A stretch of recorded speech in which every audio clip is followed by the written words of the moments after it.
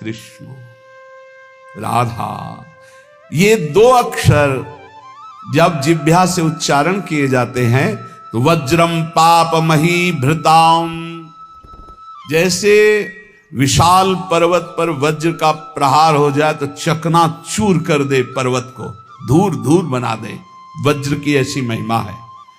ऐसे ही नाम की महिमा है कि जिसकी जिह्वा पर चलने लगा कृष्ण कृष्ण कृष्ण, राधा राधा राधा, तो वज्र पाप मही भृताम, मानो पाप रूपी पहाड़ पर नाम रूपी वज्र का प्रहार हो गया। अब चकनाचूर हो जाएगा पाप रूपी पहाड़। पाप रूपी पहाड़ को चकनाचूर करने के लिए ये नाम वज्र के समान है। भवगद्रोद्रेकस्य सिद्धौषधम, ये संसार में जन्मना मरना इसे भवरोग कहते हैं। इस भवरोग की सिद्ध औषधि है नाम, दो अक्षर है, राधा राधा, कृष्ण कृष्ण, हरि हरि।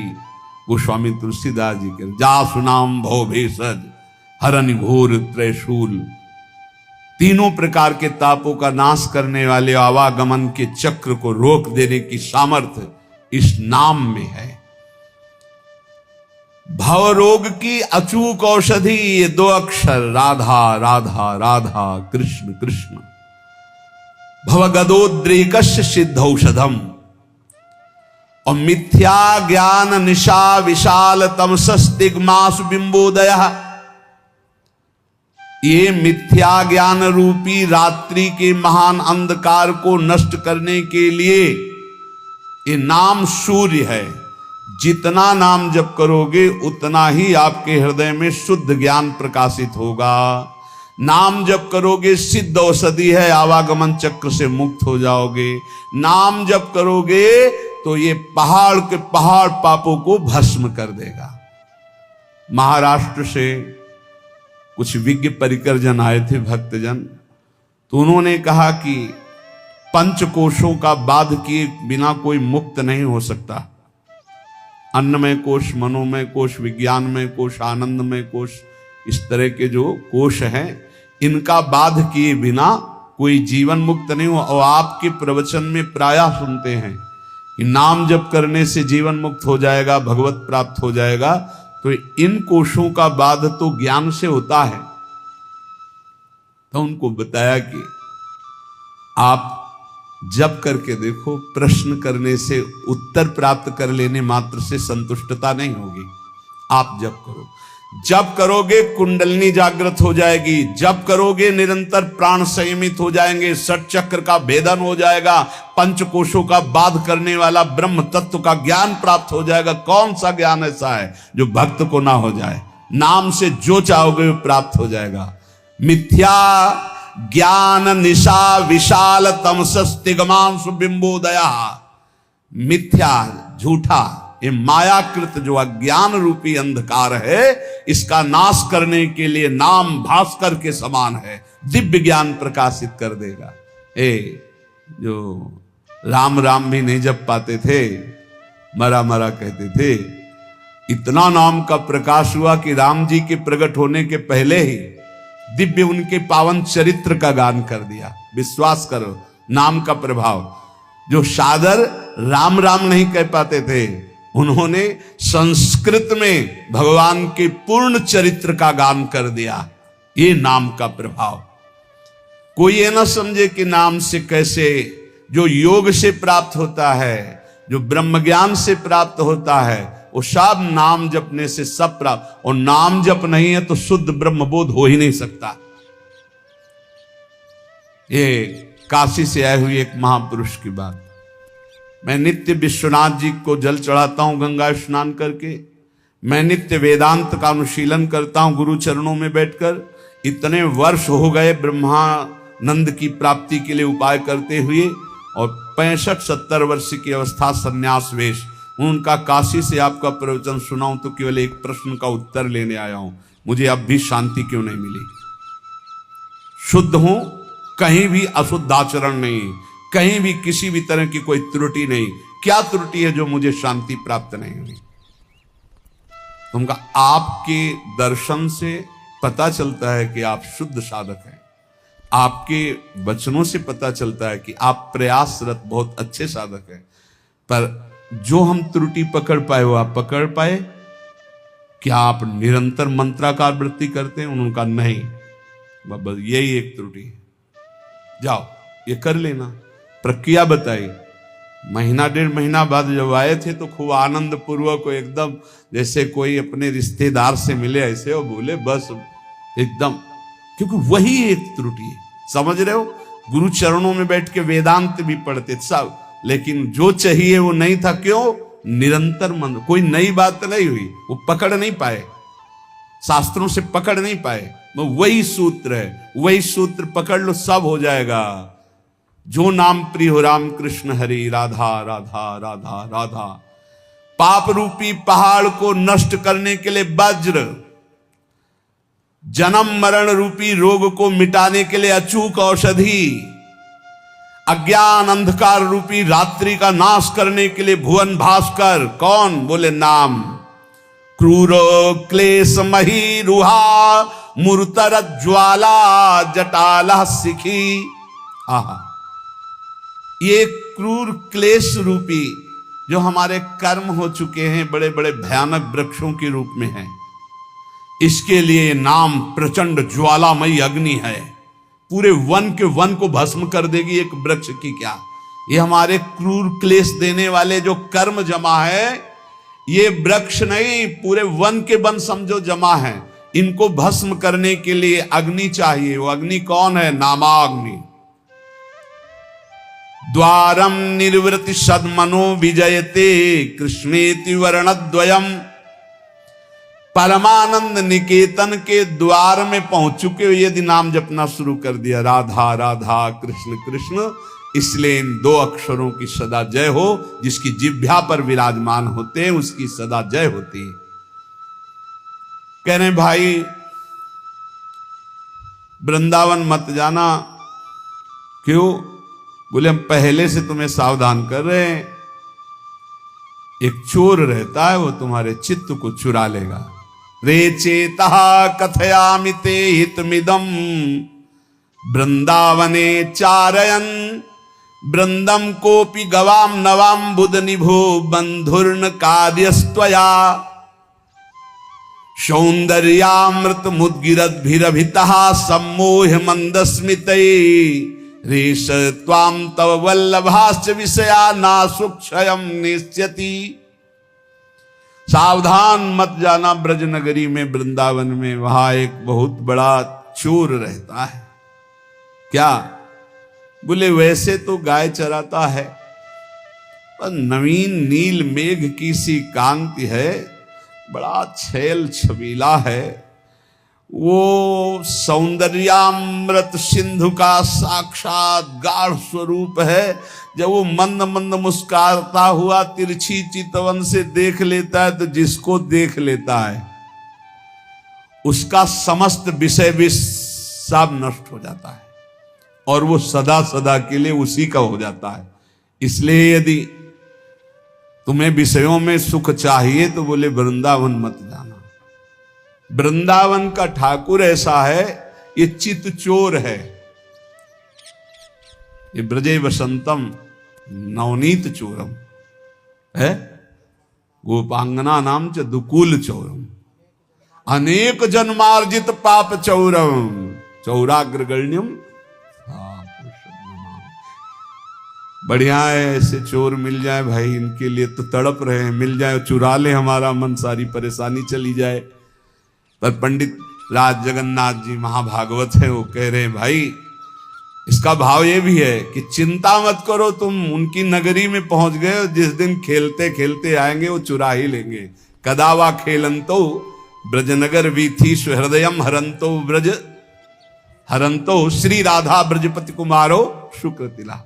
देख लेना, अगर ब्रजनगर में वास करते हो और रसिकों के अनुसार चलते हो तो कभी न कभी खेलते हुए ये दोनों युगल सरकार आएंगे और तुम्हारे चित्त का अपहरण कर ले जाएंगे। प्रभु मुझे मांगने पर भी कभी धन सुख मत देना, क्योंकि सुना है जो धन का अभिमानी धन भोगी हो जाता है वो परम धन से वंचित हो जाता है। प्रभु मैं मांगू तो शरीर का भोग कभी मुझे मत देना। प्रभु अगर मैं कभी राजा बनना चाहूं तुम कभी मेरी बात मत मानना। प्रभु मैं एक अभिलाषा करता हूं कि जहां से आपके भक्त चढ़ते हैं आपके दर्शन के लिए मंदिर में, प्रथम सीढ़ी मुझे बना देना जिससे हर भक्त की चरण रज हमारे ऊपर पड़े। मैं चाहूं भी तो मुझे धन सुख मत देना, शरीर सुख मत देना, राज्य सुख मत देना, परम पद मत देना। क्या चाहते हो? तो बोले आपके मंदिर में जब दर्शन करने भक्त जाते तो पहली सीढ़ी से ही पादुका उतार देते। ये भक्तों का लक्षण, कभी मंदिर की सीढ़ी में पादुका पहन करके नहीं चढ़ा जाता। इतना चप्पल जूता से प्यार है, एक दो बार तो रोकना पड़ा है कि बोले चप्पल पहन के नहीं जा सकते। बोले अच्छा तो चप्पल हाथ में ले लिए। हाँ ठाकुर जी के सामने जा रहे हैं लोग, फूल माला लेके जाते हो, चप्पल लेके जा रहे हैं, ऐसे देखे गए हैं। इतना प्यार है। और अगर बाहर उतार गए तो दर्शन ठाकुर जी के कर रहे हैं, ध्यान में चप्पल है, कोई पहन न ले जाए यार, पहन न ले। हमें लगता है कि अगर आसपास कहीं रुके हो तो वहां से नंगे पैर जाना चाहिए ठाकुर जी के दर्शन। इतना तो सौभाग्य ले लो। सिर भर जाऊं उचित असमोरा सबसे सेवक धर्म। और मंदिर की प्रथम सीढ़ी से पादुका न पहने, ये पक्का इतना तो समझ लो। वैसे भी 32 सेवा अपराधों में है पादुका पहन करके दर्शन करने जाना। प्रथम सीढ़ी से वहां दरवाजे तक पहन करके जाते हैं। कांटा पड़े हैं क्या वहां? प्रथम सीढ़ी के पैर छू पादुका उतार। कोई ले जाएगा तो घर में रख के आओ ना। इतना प्रिय पादुका है तो उसको फिर, अरे ठाकुर जी के आगे प्राण भी प्रिय नहीं है, ले जाएगा बेचारा। चार दिन तुम पहने, 4 दिन वो पहन लेगा। बोले तुम तो बाबा जी हो, तुम्हें फिर कोई दे देगा। वैसे तुम बिल्कुल अपने घर में उतार के जाओ, नंगे पैर जाओ। अरे ठाकुर जी के दर्शन करने जाओ। यहाँ बम्बूल का बंद थोड़ी है कि बड़े बड़े कांटा पड़े हैं, ऐसे थोड़ा तो कष्ट सहो। प्रभु मुझे मंदिर की प्रथम सीढ़ी बना दीजिए जिससे भक्त की चरण रज मेरे ऊपर पड़े। जब चरणों भक्त के मेरे ऊपर बार बार पड़ेंगे ना, और वो दर्शन करके फिर लौटेंगे, दर्शन कर ले जा रहे हैं, प्रभु मुझे बहुत सुख मिलेगा। इससे बड़ा कोई मुझे पद नहीं लगता कि रोज सैकड़ों हजारों भक्तों की चरण रज हमारे ऊपर पड़े। नाथ, या जिसमें भक्तजन पा करके अपने पात्र धोते हो, श्री कुलशेखर अलवार नाम के महाभागवत है, भक्तजन जिसमें पाकर अपने पात्र धोते हो उस नाली का कीड़ा बना देना जिससे मुझे भक्तों की जूठन खाने को मिलेगी। कैसे भक्त है सोचो। मुझे धन, शरीर सुख, राज्यपद, परम पद नहीं चाहिए। आप उस मंदिर का प्रथम सीढ़ी बना देना जिसमें भक्तजन चरण रखे। या फिर प्रभु दूसरी मांग, जिसमें भक्त प्रसाद पाके अपने पात्र मार्जन करते हैं उस नाली का कीड़ा बना देना जिससे मुझे उनकी जूठन पाने को मिलेगी। प्रभु अगर ऐसा भी ना हो तो जिस बगीचे से आपके फूल जाते हो आपके श्रृंगार के लिए, तो मुझे कोई पुष्प का पौधा बना देना कि मैं आपका फूल बन जाऊं आपके लिए और आपके श्रृंगार के काम में आऊं। देखो माता चाहे पुत्र उपद्रव करे या सौम्य हो, वो दुलार ही करती है। रीझ कर या खींच कर, जैसे भी हो प्रभु मेरी बात मान लो, मैं हूं तो बच्चा आपका। रीझ जाओ तो मुझे दे दो, खींच जाओ तो मुझे दे दो। ये प्रभु मैं रोता चिल्लाता छटपटाता रहूंगा जब तक आप मुझे ये नहीं दोगे। नाथ, तुम चाहे जितनी उपेक्षा करो, ध्यान दो या ना दो, मैं चिल्लाता रहूंगा और जोर जोर से पुकारता रहूंगा, क्योंकि मेरी दूसरी गति नहीं। मैं भक्त चरण रज, भक्त जूठन या आपकी सेवा, यही परिणाम चाहता हूं। हे प्रभु मेरे को ऐसी सामर्थ्य दो कि मैं परिवार के बीच में रहता हुआ भी परिवार से ममता ना करूं। भाई ये बहुत जोर की बात। ये ममता ही प्रियालाल के चरणों में प्रेम नहीं होने देती। और जन्म जन्मांतरों से इसी धोखे में फंसकर कि ये हमारे हैं, ये हमारे हैं, ये हमारे हैं, पूरा समय नष्ट हुआ, मरे, फिर इस जीव अकेले यहां से गया, फिर किसी नए परिवार, नया रिश्ता। हे प्रभु, मुझे ऐसा बल दो कि मैं सबकी ममता का त्याग कर सकूं। ये श्री वृंदावन में विराजमान रास रासेश्वर, रास रासेश्वरी युगल सरकार से हमारा जो प्रेम नहीं हो रहा, उसका कारण है देह ममता, पुत्र ममता, पत्नी ममता, सुहृद परिवार ममता। अब जितना आपको समय नष्ट करना है इसमें कर लो, अगर सार्थक करना है तो जल्दी से जल्दी इस ममता को प्रियालाल के चरणों में समर्पित कर दो। ममता समर्पित कर दो, सब वैसे ही चलाओ जैसे चला रहे हो। ममता अगर श्री जी के चरणों में नहीं हुई, इनमें हुई, तो अंतिम बात जो हमें उन्मादकारी प्रेम चाहिए था वो नहीं मिलेगा। क्योंकि प्रियालाल के चरणों से जो हमारा संबंध है वो तो है, वो पर प्रकाशित होता है ममता होने से। एक अहमता ममता ये जग में है दुखदाई, ये जब श्री जी की ओर लगे तो होत परम सुखदाई। समेट लो, प्रवीण हो बहुत जल्दी समेट लो, मंद हो धीरे धीरे समेट लो, निकृष्ट हो समेट ही नहीं पाओगे, काल तुम्हें समेट लेगा। हमारी बात को समझ जाओ, कोई आ नहीं तुम्हारा, तुम नहीं हो किसी के, बस तुम एक अपने कर्तव्य को करने के लिए आए हो। तुम्हारा एक कर्तव्य है जो किसी जन्म में नहीं हुआ, भगवत प्राप्ति, भगवत प्रेम प्राप्ति। और सब कर्तव्य लाखों बार निर्वाह कर चुके हो, उन कर्तव्यों की ताकत नहीं कि आवागमन से रोक सके। आवागमन के चक्र को रोकने की ताकत एकमात्र भजन में है। जितना प्रिया प्रीतम का नाम जप करेंगे, लीला गुण गायन करेंगे, उनसे अपनापन होगा, सबकी ममता हटेगी, तभी भगवत तत्व का बोध या प्रेम प्राप्ति होती है। महासहानि दुखानि सुखान्युन्मादकानि वा वृंदावन दृढ़ प्रीतिम नालम चालयितुम हिमाम। धाम में जब श्री जी ने कृपा करके हमको बुला लिया तो महासहानि दुखानि, अब वो हमको सहाएंगी दुख, तैयार हो जाओ। फिर सुखान्युन्मादकानि वा, ऐसा सुख मिलेगा जो उन्माद पैदा कर देगा, तैयार हो, पहले दुख भोगना है, फिर अपार सुख है। क्यों कहा कि दुख भोगना है? क्योंकि दुखालय संसार में आए हैं। जब भगवान अवतरित होते हैं तो लीला में भी दिखाई देता है, बड़ा वियोग, बड़ा संयोग, बड़ा दुखद, बड़ा सुखद समय एक समान तो बाहरी परिस्थिति में नहीं दिखाई दिया, अंतर में तो एक ही हैं, एक समान है, सम है, पर व्यवहार में कभी संयोग, कभी वियोग, कभी दुखद परिस्थिति, कभी आनंदमयी परिस्थिति। जब ईश्वर के अवतार लेने पर ऐसा है तो फिर मनुष्य, जब आप मनुष्य रूप में आए हैं, साधना में लगे हैं, तो दुख आएगा। दुख और महादुख, महादुख असाध्य, किसी भी तरह से टलने वाला नहीं है, भोगना ही भोगना है। साधारण दुख अलग होते हैं, महादुख जब तक जीवित रहोगे भोगना ही पड़ेगा।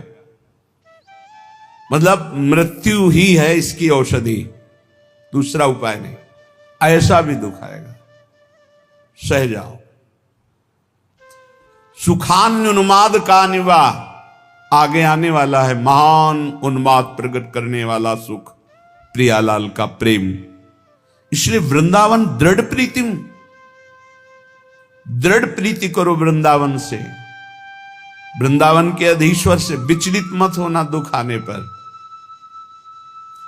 क्योंकि हमारे कर्म ही हैं और कोई नहीं। हमारे ही कर्म हैं जिनको हमें भोगना ही पड़ेगा। तो हिम्मत कर लो, कमर कस लो, चलो इस मार्ग में। जैसे अभी आपको कोई दुख नहीं, कोई परिस्थिति बिगड़ी नहीं, बड़े आनंद से समय कट रहा है, बिल्कुल होश में हो जाओ, आगे आने वाला समय है। एक भगत जी से जब हम बात करते तो उनसे कहते भजन करो, तो हाँ हाँ ऐसा करो, हाँ हाँ। अब जब गिरा समस्या का तो होश उड़ गए, चेहरा उड़, वो शांति, वो प्रसन्नता सब गायब। क्यों? पहले से तैयार नहीं थी ना, उस दुख के लिए तैयार नहीं थे। इसलिए रोज सत्संग में आपको तैयार करते हैं। कोई असाध्य रोग हो सकता है, कोई घटना घट सकती है, कोई परिस्थिति बिगड़ सकती है, जहां से तुम्हें सुख मिल रहा है वो बंद हो सकता है, जो तुम्हें प्यार करते हो हट सकते हैं, जो तुम्हें अपना मानते हो तुम्हें छोड़ सकते हैं। ये सब पहले दिमाग में रख लो। प्रभु यदि आप प्रीतम हो और सबके सामने मेरा तिरस्कार करो और परित्याग करो, तो क्या मैं मान लूंगा कि मेरा परित्याग कर सकते हो आप? ये भक्तों की ठसक होती है। जाओ हम तुम्हारा त्याग करते हैं, तो हंसी आ जाना चाहिए। हंस क्यों रहे हो? तुम्हारा त्याग कर रहे हैं, आप कर ही नहीं सकते हो, आपका स्वभाव ही नहीं है, और सही आपकी ताकत ही नहीं है, पक्का ताकत नहीं। हम अंदर की बात कह रहे, ना प्रभु त्याग कर सकते हैं ना गुरुदेव त्याग कर सकते हैं। गुरुदेव शरीर से आपको दूरी कर के नजदीक रहने से भी ज्यादा कृपा करेंगे। ध्यान रखना, ये स्वभाव है।